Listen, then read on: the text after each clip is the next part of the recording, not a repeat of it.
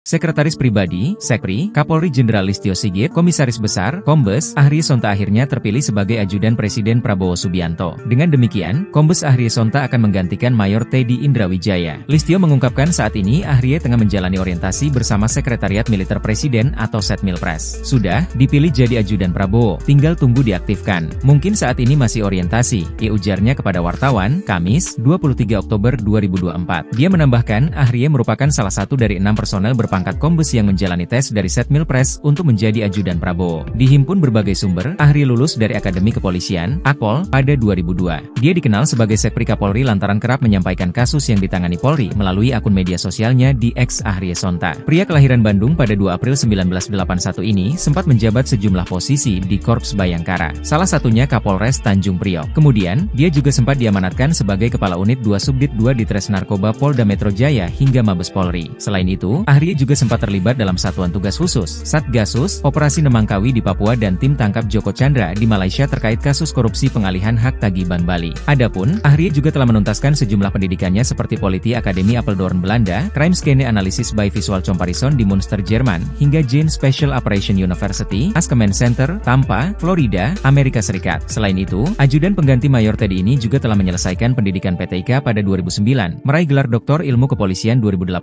dan menyelesaikan pendidikan Sespimen pada 2016 dan Sespimti pada 2024.